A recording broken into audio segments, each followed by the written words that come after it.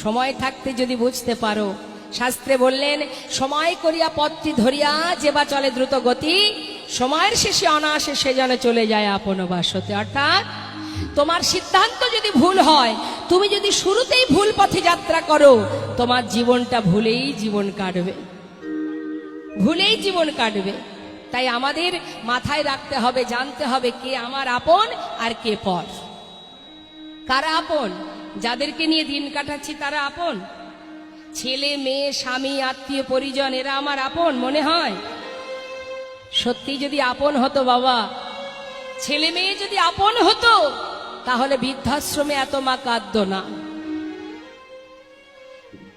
সংসার যদি আমার হবে, এরা যদি আমার আপনজন হবে, তাহলে মহাভারতে মাতা দ্রৌপদীর যখন বস্ত্রহরণ হয়েছিল, সেখানে 5 স্বামী ছিল, আপনজন ছিল।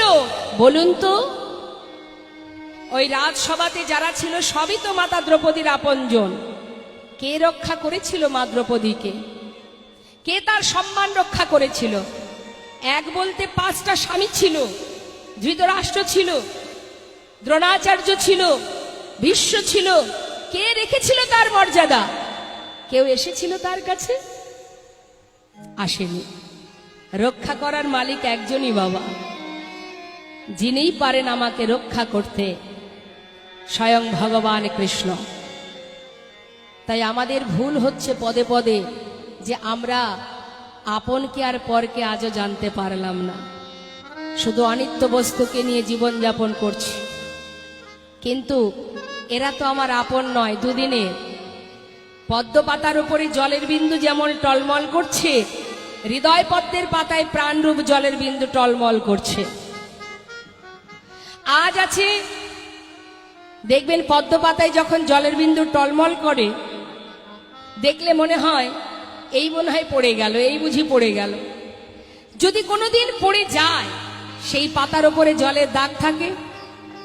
ঠিক তদ্রূপ আমাদের হৃদয় পদ্মের পাতায় প্রাণরূপ জলের বিন্দু টলমল করছে। কখন পড়ে যাবে কেউ জানে না। যখন পড়ে যাবে না বাবা, যাদের জন্য দিন রাত খেটে এক করছো, তাদের হৃদয় পদ্মের পাতায় এতটুকু দাগ থাকবে না। হয়তো আপনারা বলবেন, তাহলে কি সংসারে কর্ম করব না, ছেলে মেয়ের চিন্তা করব না? না, কেন করবেন না? অবশ্যই করবেন।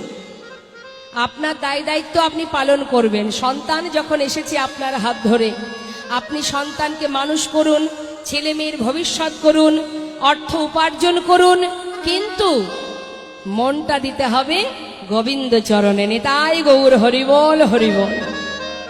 তার প্রমাণ প্রেমময়ী রাধারানী সংসারে থেকেছে, রন্ধন করেছে, শাশুড়ি ননদিনী লাঞ্ছনা সহ্য করেছে।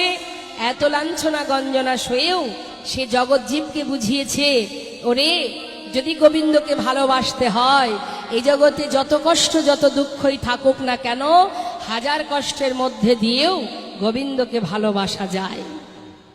সংসারে মন দিলে কষ্ট পেতে হবে বাবা।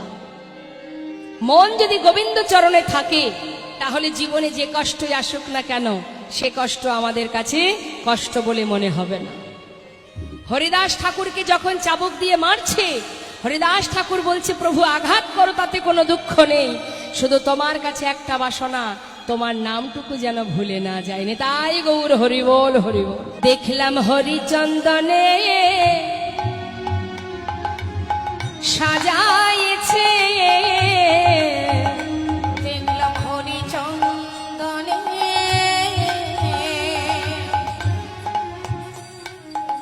সাজাইছে, ওই না হরি বলা বদন খানি হরিচন্দনে সাজাইছে। হরিবলা বদনখানি দেখলাম হরিচন্দনে সাজাইছে, হরি বলা বদন খানি হরিচন্দনে সাজাইছে। গলার বদনখানি হরিচন্দনে সাজাইছে, হরি বলার বদনখানি হরিচন্দনে সাজাইছে।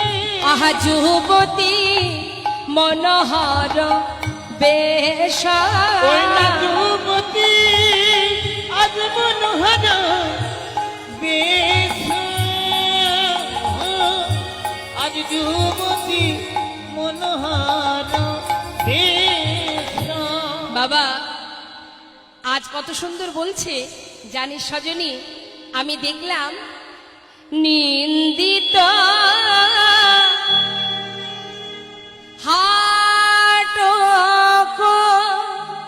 গোরার কান্তি কলে বড় নিন্দিত হাটক গোরার কান্তি কলে বড় নিন্দিত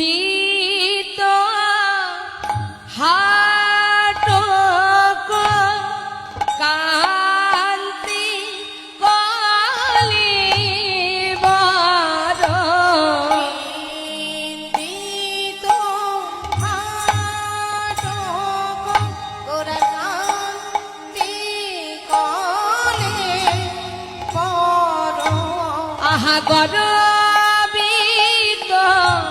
মার কমার প্রাণী সজনী গরবিত মার প্রাণ সজনী গরবিত মার কমার প্রাণী সজনী গরবিত মার বাবা হরিব প্রাণ সজনী কাঁচা সোনা কিসে বাগনে ওই না কাঁচা সোনা কিসে বাগনে, আমি কাঁচা সোনা কিসে বাগনে কাঁচা সোনা কিসে বাগনে আমার গৌরাঙ্গীর রূপী লাবণী কাঁচা সোনা কিসে বাগনে গৌরাঙ্গীর রূপী লাবণী কাঁচা সোনা কিসে বাগনে আমার গৌরঙ্গী হরি বল। রূপলাবণী, কাঁচা সোনা কিসে বাগনে লাখবান হেমজিনী গৌরাঙ্গের রূপে লাবণী লাখবান